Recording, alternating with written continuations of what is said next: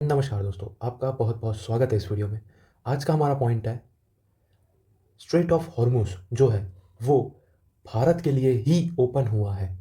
Meanwhile क्या है कि ये जो स्ट्रेट ऑफ हॉर्मुज़ है ये ये जिसकी लेंथ है 33 किलोमीटर्स की, वो पूरा चोक करके रखा है ईरान ने कि यहाँ से कोई भी कार्गो शिप्स जो कि पेट्रोलियम या एलएनजी प्रोडक्ट्स या क्रूड ऑयल लेके कहीं भी जा रही हो, वह उसे जाने नहीं देगी। ईरान ने यह इसे चोक करके रखा है, इन द सेंस यहाँ पे ब्लॉक करके रखा है। बट एक बहुत मैसिव एंड बहुत अच्छी खबर आ रही है भारत देश के लिए, बिकॉज अभी हाल ही में कुछ समय पहले ये रिपोर्ट आई है 5 मार्च की शाम के 6 बजे कि ईरान से straight of Hormuz open for India, close for US, Israel and Europe. जितने भी वेस्टर्न कंट्रीज है वह स्ट्रेट ऑफ हॉर्मुज़ ईरान ने क्लोज करके रखा है। तो चलिए शुरू करते हैं बिना किसी देरी के कि क्या है ये स्ट्रेट ऑफ हॉर्मुज़, क्यों ईरान ने क्लोज करके रखा है सब वेस्टर्न कंट्रीज़ के लिए। ये सारी अपडेट्स के बारे में जान देंगे कि क्या है और भारत के लिए इससे क्या एडवांटेज है, ये भी देखें। तो चलिए बिना किसी देरी के शुरू करते हैं। ये जो स्ट्रेट ऑफ हॉर्मुज़ है भारत के लिए ईरान ने अब ओपन कर दिया है और क्लोज किया है सारे US, Israel and European countries के लिए।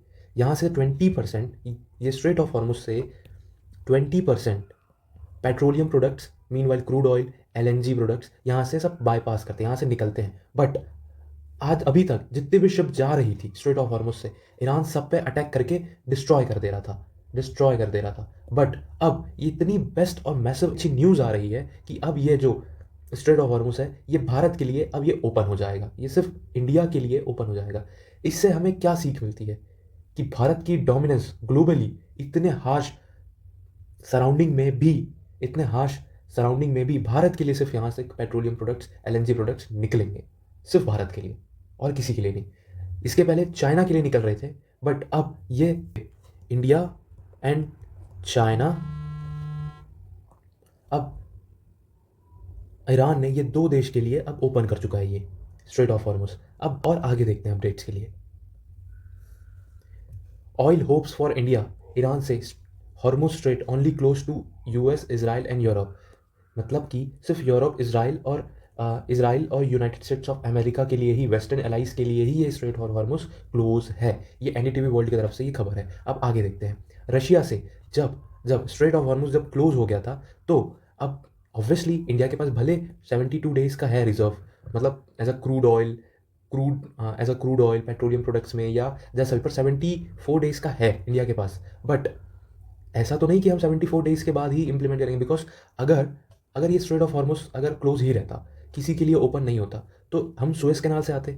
इफ़ सुएज़ कैनाल में जो यमन देश आता है, यमन, यहाँ पे हुतीज़ लोग, ये ऐसा हुतीज़ लोग का एरिया है, यहाँ से इतना एरिया, तो बाबल मंडे स्टेक से होते हुए ये रास्ता आता है, यहाँ पे अटैक किया जाता है। बिकॉज यहाँ पे इन्फ्लुएंस है ईरान का, हुतीज़ में ईरान का इन्फ्लुएंस है, ईरान का इन्फ्लुएंस है। Getting my point. यहाँ से भी अटैक होता। सो हमें पूरा केप ऑफ गुड होप, ये जो है ना एरिया, यहाँ से होते हुए पूरा भारत देश के लिए डिलीवरी होती। अगर रशिया से मंगाना पड़ता या चाहे वेनेजुएला से, अमेरिका से या कहीं से भी अदर्स, तो हमें पूरा नीचे पूरा साउथ अफ्रीका पार करके भारत के पास आना पड़ता। तो यहाँ से जो डे पड़ता है वो 20 डेज़ एक्स्ट्रा पड़ता है, प्लस जो हम सुएज़ कैनाल से होके निकलते हैं ना, वहाँ से 20 डेज़ प्लस पड़ता है ऐसा घूम के आने में। और ऊपर से शिपिंग कॉस्ट भी बढ़ जाती है। शिपिंग कॉस्ट भी जो होती है वो भी बढ़ जाती है। और यहाँ से ये जो होता है, यहाँ से जब निकलेगा तो उसका इंश्योरेंस भी जो होता है वो भी बढ़ जाएगा। Getting my point. बहुत देर में भी पहुँचेगा, शिपिंग कॉस्ट भी बढ़ जाएगी और इकोनॉमी भी ज़्यादा हार्शली रन होने से इम्पैक्टेड हो जाती है। 7.4% की ऐसा हमें ग्रोथ मिल रही है। हाँ, और हमें एज अ डेवलप्ड नेशन 47 तक होना है, 9 डेवलप्ड नेशन होना है, तो उसके लिए भी हमें इसमें इकोनॉमी इम्पैक्ट नहीं होनी चाहिए। दैट्स वाई हमें क्रूड ऑयल का प्रॉपर्ली मेंटेन करके रखना चाहिए, अपनी इकोनॉमी को ज़्यादा स्ट्रेस नहीं डालनी चाहिए अपनी इकोनॉमी पे, और एकदम स्मूथ वे पे रन करानी। दैट्स वाई तभी हम डेवलप्ड नेशन कहलाएंगे आफ्टर 47 में।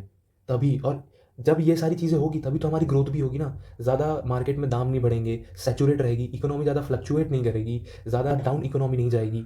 सो ये सब चीज़ें बहुत ज़्यादा इम्पैक्ट करती है।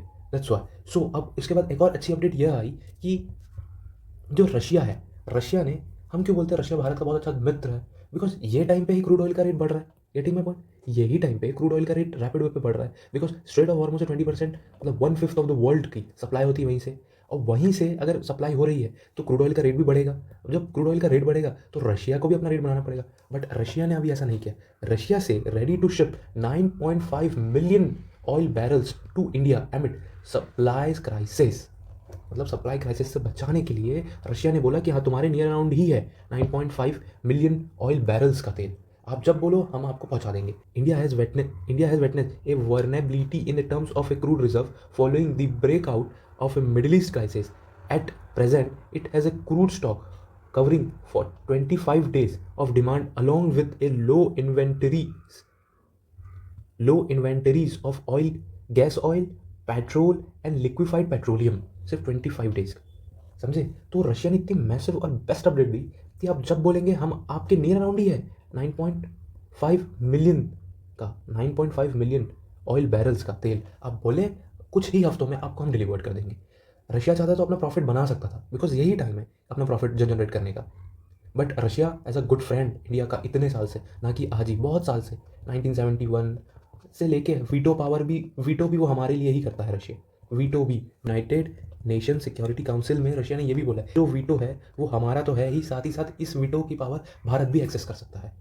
ऐसा बोला। इतना बेस्ट फ्रेंड भारत का कोई नहीं हो सकता, इतना बेस्ट। इतने सप्लाई चेन क्राइसिस में भी वह अपना ना डिमांड इंक्रीज कर रहा है, ना ही कुछ एज अ डिप्लोमेटिक गेम खेल रहा है भारत के साथ। वो स्ट्रेट फॉरवर्ड बोला, आप सामने से बोला कि आप हमसे क्रूड ऑयल परचेज कर सकते हैं। अब आगे देखते हैं और क्या बात है। Putin suggests Russia could stop supplying gas to Europe market now. अब ये 4 मार्च की अपडेट है। पुतिन ने बोल दिया अब हम यूरोपियन मार्केट्स में अब हम गैस को सप्लाई करना बंद कर देंगे। अब मैंने क्या बोला, ना वो जियोपॉलिटिकल गेम खेलता है हमारे साथ, ना डिप्लोमेटिक गेम्स खेलता है रशिया, हमें लेके बिल्कुल नहीं करता। बिकॉज व्लादिमीर पुतिन का जो माइंड सेट है वो एकदम लेजेंड है, बहुत ही बेस्ट माइंड सेट है।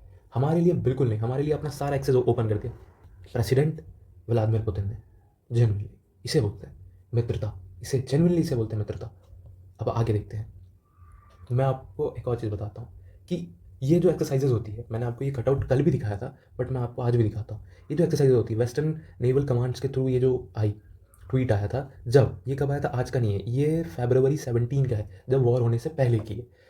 Indian Navy welcome IRIS Dena IRIS Dena of Iranian Navy on her arrived at Visakhapatnam port to participate IFR 2026 में पार्टिसिपेट, और मिलान जो एक्सरसाइज होती है उसमें पार्टिसिपेट करने आया था। ये जो एक्सरसाइज होती है ना, ये ही मेन क्लॉज होती है कि ये पार्टनरशिप भी इंक्रीज करती है, हमारा बायलैटरल रिलेशनशिप भी मेंटेन करती है एक दोस्त के नाते। दैट्स वाई ये जो स्ट्रेट ऑफ हॉर्मुज ओपन हुआ ना, वो इसलिए नहीं हुआ। ये सारी चीज़ें कुछ चीज़ें ऐसा फ्रेंडशिप के नाते करनी चाहिए, तभी तुम्हारा मेन बोल सकते हैं फ्रेंडशिप भी शो करती है, तुम्हारा डोमिनेंस भी बता सकती है, तुम्हारा गुडविल कैशियर जो मेन होता है वो भी शो करती है। कितना वेलकमली ट्वीट करके ऐसा बताया कि शिप का नाम है ये IRIS दिना, ये इतना प्यारा वेलकम किया। रशिया एंड ईरान तो कर ही रहे हैं भारत के, but India looking at alternative market to buy a gas. Australia Canada offers to sell amid western Asia conflict से। जो ऑस्ट्रेलिया और कनाडा ने ऑफर किया है गैस, मतलब LNG गैस को लेकर के रशिया ने भी कनाडा एंड ऑस्ट्रेलिया ने भी ऑफर दिया है। ये सारे ऑफर के बारे में अपन देखते हैं। Australia Canada offers to sell gas to India as a country look for a other alternative source amid a Western conflict. Government source said that Thursday the government is spotting for alternative market to buy a gas. India has currently imported 195 MMS CMD metre से जो हम लेते थे, इतना हम supply करते थे overall Bharat में हम इतना लेते थे, और उनमें से भी जो 60 मतलब इनमें से जो 60 अराउंड या इनमें से भी हम 60 MMS CMD जो मतलब mean while around 1/3 of A gas हम लेते थे कतर से हम लेते थे। बट हम इसका अल्टरनेटिव देखना चाह रहे हैं, बिकॉज अब स्ट्रेट ऑफ हॉर्मुज चोक हो जाता है तो और हम अब ऐसा नहीं है कि ये कॉन्फ्लिक्ट आज ही खत्म हो जाएगी, गेटिंग माय पॉइंट, या कुछ समय बाद खत्म हो जाएगी। ये कॉन्फ्लिक्ट बहुत टाइम तक भी चल सकती है, भले स्ट्रेट ऑफ हॉर्मुज अभी के लिए ओपन हुआ है, बट बट मेन क्लॉज तो यही है ना कि अगर वहाँ से शिपिंग रूट अगर एक्सेस हो रहा है, बट शिप जो अपना इंश्योरेंस है, शिप का जो इंश्योरेंस होता है वो भी तो इंक्रीज हो ही जाएगा ना, बिकॉज जितना ज़्यादा रिस्क, हाई रिस्क हाई है ना, तो हमें पे भी उतना करना पड़ेगा, पे भी उतना ही हाई करना पड़ेगा, हाई रिस्क हाई पे। तो MMSCMD का full form million metric standard, million metric standard cubic metre per day, ये इतना बोला, MMSCMD, ये उसका फुल फॉर्म है। Getting my point? अब आगे बढ़ते हैं, क्या क्या अपडेट्स है। सो मैंने आपको क्या क्या बता दिया अभी, कौन किस किस देश से क्या क्या, रशिया से हमें क्या ऑफर आ रहा है, रशिया से पहले अपन वो देखते हैं कि किस किस देश से क्या क्या ऑफर आ रहा है। तो रशिया से हमें ऑफर आ रहा है 9.5 मिलियन बैरल्स बैरल्स का क्रूड ऑयल कुछ हफ्तों में वीक्स में भारत के पास डिलीवरी हो जाएगा। एंड ईरान के साइड से क्या अपडेट्स है कि हम स्ट्रेट ऑफ हॉर्मुज को ओपन कर देंगे आपके लिए, स्ट्रेट ऑफ हॉर्मुज को ओपन कर देंगे, ठीक है, लिख देते हैं, स्ट्रेट ऑफ हॉर्मुज को आपके लिए ओपन कर देंगे। And main Australia and Canada के साइड से ये अपडेट आ रहा है कि हम अपने LNG प्रोडक्ट को आपको डिलीवर करने के लिए, आपको इनटू इंडिया हम इंटरेस्टेड है।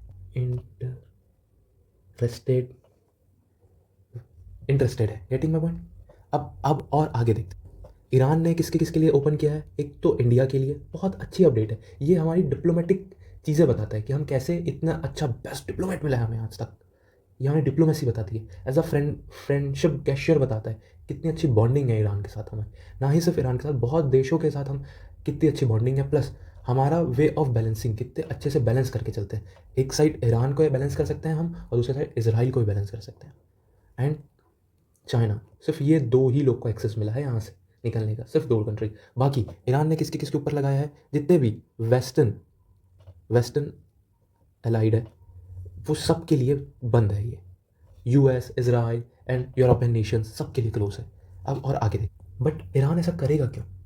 बिकॉज इसलिए एक स्ट्रेटेजिक पार्टनरशिप है इंडिया और ईरान की, जो कि चाबहार पोर्ट को लेकर, जो इंडिया ने ईरान में चाबहार पोर्ट बनाया है सेंट्रल इंडिया में एक्सेस करने के लिए भी, प्लस अफगानिस्तान से डायरेक्ट पहुंचने के लिए, central India to Afghanistan to central India तक एक्सेस करने के लिए भी, प्लस ग्वादार पोर्ट जो पाकिस्तान के पास है, वहाँ पे चाइना ने अपना इन्फ्लुएंस बना चुका था। सो उसे काउंटर करने के लिए भी हम चाबहार पोर्ट को डेवलप किए थे।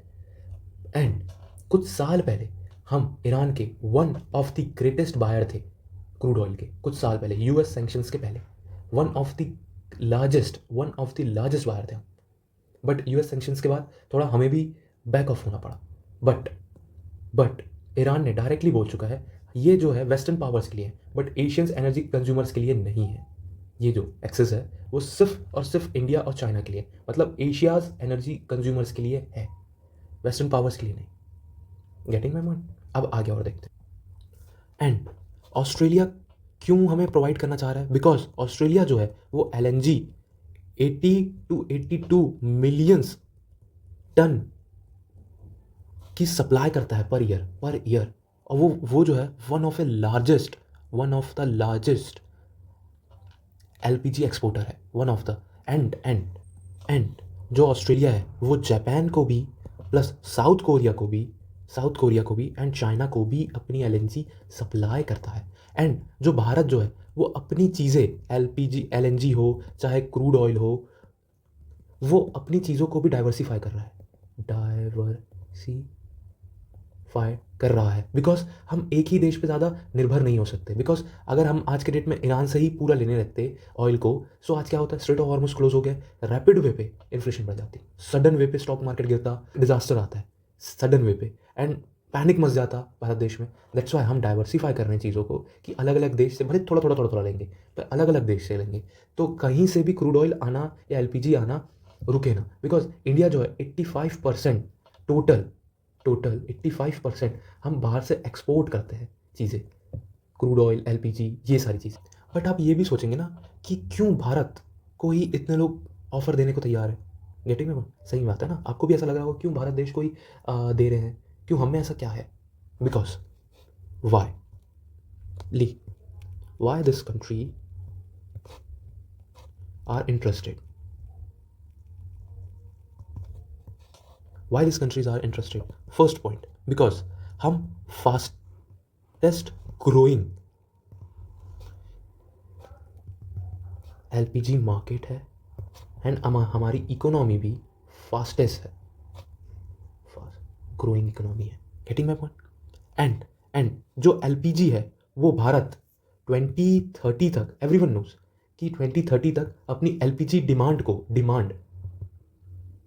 डिमांड को वो डबल करने वाला है, मतलब 2 गुना। जैसे आज 195 मंगाते हैं ना, MMSCMD, million metric standard cubic metre per day के हिसाब से ऐसा मंगाते हैं ना, यही डबल हो जाएगा, 2 गुना भारत कर देगा। That's why. और भारत 1 ईयर 2 ईयर्स के लिए तो नहीं करेगा, भारत करेगा लॉन्ग टर्म एग्रीमेंट करेगा। Getting my point? कॉन्ट्रैक्ट देगा, ठीक है, लॉन्ग टर्म रहेगी एग्रीमेंट्स, इसके लॉन्ग टर्म रहेंगे। And last and the most, सब अपनी चीज़ों को, सारी कंट्रीज डाइवर्सिफाई कर रहे, वो भी डाइवर्सिफाई कर रहे अवे फ्रॉम चाइना, बिकॉज कोई ज़्यादातर कंट्रीज सब डाइवर्सिफाई कर रहे हैं और उन्हें दिख रहा है कि भारत की जो इकोनॉमी है वो इंक्रीज़ हो रही है एंड भारत की डिमांड भी बढ़ रही है एंड भारत की डिमांड 2030 तक बढ़ भी जाएगी। And Bharat long term agreement करता है, लॉन्ग टर्म कि हमें ज़्यादा टाइम तक, बिकॉज अगर शॉर्ट टर्म एग्रीमेंट करेगा तो ज़्यादातर प्रॉफिट नहीं आता, जो जनरेट नहीं होता। सपोज इन केस मैं आपको एक चीज़ बताता हूँ, आप FDs बनाते हैं, गेटिंग माय पॉइंट? अगर आप FD बनाते हैं बैंक में, तो जो शॉर्ट टर्म FDs होती है उसमें इंटरेस्ट रेट कम दिखता है, बहुत कम रहता है। बट जो 10 ईयर्स की जो एग्रीमेंट होती है, मतलब FDs बनती है, जो 10 ईयर्स की जो FDs बनती है उसमें इंटरेस्ट रेट ज़्यादा रहता है, देखना हमेशा, बिकॉज प्रॉफिट वहाँ से जनरेट होता है, इसलिए। अब और आगे देखते हैं कि इससे जब ईरान में स्ट्रेट ऑफ हॉर्मुज को जब चोक कर दिया था तो क्या क्या भारत में थोड़ा बहुत अप एंड डाउन था। जो भारत में अप एंड डाउन है, इकोनॉमिक टाइम्स के अनुसार गैस प्राइस इंक्रीज फ्रॉम 40 पर स्टैंडर्ड क्यूबिक मीटर जो था वो बढ़ के 119 स्टैंडर्ड क्यूबिक मीटर पहुंच गया। Geopolitical development impact LNG supply routes, इसलिए सिर्फ मिडिल ईस्ट क्राइसिस के कॉन्फ्लिक्ट के इससे जो 40 पर स्टैंडर्ड क्यूबिक था वह बढ़ के 119 स्टैंडर्ड क्यूबिक मीटर पहुंच गया। और देखते हैं और क्या बढ़ा। द इकोनॉमिक टाइम्स ने एक और, मैंगलोर रिफाइनरीज एंड पेट्रोकेमिकल्स, जो रिफाइनरीज थी वह वहाँ पे 3 लाख पर डे रिफाइन होता था वहाँ कर्नाटका में, बट आज क्रूड ऑयल सब शॉर्टेज के हिस्से आज वहाँ 1 लाख बैरल्स पर डे के हिसाब से चल रहा है। बस इस चक्कर पे सडन वे पे जब ग्लोबल कॉन्फ्लिक्ट स्टार्ट होती है ना तो ये सारी चीज़ों पे इम्पैक्ट पड़ता है। अब ये सारी चीज़ों पे इम्पैक्ट पड़ेगा सो ऑब्वियसली ट्रांसपोर्टेशन पे इम्पैक्ट पड़ेगा। जब ट्रांसपोर्टेशन पे इम्पैक्ट पड़ेगा सो डायरेक्टली फूड सप्लाई पे इम्पैक्ट पड़ेगा। अगर फूड सप्लाई पे इम्पैक्ट पड़ेगा तो ऑब्वियसली पर्सनस पे भी पड़ेगा ही पड़ेगा, इंडिविजुअल पर्सन पे, पीपल पे पड़ेगा ही पड़ेगा, भारत के लोगों को इम्पैक्ट पड़ेगा। सो ये हमें सप्लाई शॉक अपनी इकोनॉमी को नहीं देना है, बिकॉज बहुत सप्लाई शॉक्स मिल चुके हैं भारत की इकोनॉमी को। 2020 पे कोविड शॉक पड़ा, फिर देन रशिया पे जब कॉन्फ्लिक्ट स्टार्ट हुई तब एक शॉक पड़ा, नोटबंदी जब हुई तब इंडिया की इकोनॉमी को शॉक पड़ा। सो ज़्यादातर शॉक जब पड़ता है ना तो फिर इकोनॉमी जब बूस्ट वे पे, जब फ्रीक्वेंट वे पे, जब आपने गाड़ी देखी है, जब गाड़ी कंटिन्यू से चलती है तो एवरेज ज़्यादा देती है, कंटिन्यू चलती है तो बिना ब्रेक बिना क्लच के। बट जैसे ही आप क्लच ब्रेक या कुछ अप्लाई करते हो एक्सटर्नल फोर्स उस पर, एक्सटर्नल फोर्स मीन्स जो रोके गाड़ी को, वो अप्लाई करते तो एवरेज कम देती है। सेम एज इट इज़ वो इकोनॉमी के साथ भी होता है। जब सप्लाई शॉक्स ऐसा रैपिड वे पे होते रहते हैं कुछ सालों पे, एकदम ग्रेटर, सो इकोनॉमी पे भी सब इम्पैक्ट पड़ता है, नो डाउट पड़ता है। जब US ने टैरिफ लगाया तब भी इकोनॉमी को सब शॉक पड़ा था, नो डाउट। बट इंडिया ने बहुत अच्छे मूव खेला कि हम अपनी डिमांड्स को ही इंक्रीज़ कर देंगे, टैक्सेस रेट कट किए, उसके बाद बहुत सारी चीज़ों को, जो डेली वेजेस की जो चीज़ें हैं उसे कम करके सीधा 5% टैक्स ब्रैकेट पे ला लिया गया। सो डिमांड इंक्रीज़ हुई। जब बल्क क्वांटिटी में चीज़ें बनती है तो चीज़ों की जो कीमत है वो कम हो जाती है। जब बल्क क्वांटिटी बनेगी सप्लाई भी ज़्यादा होगा, फिर डिमांड भी ज़्यादा होगी, तो ये सप्लाई डिमांड कर्व कहलाती है। Thank you so much. अगर आपको वीडियो अच्छी लगी तो लाइक कीजिए, सब्सक्राइब कीजिए एंड शेयर कीजिए अपने दोस्तों को।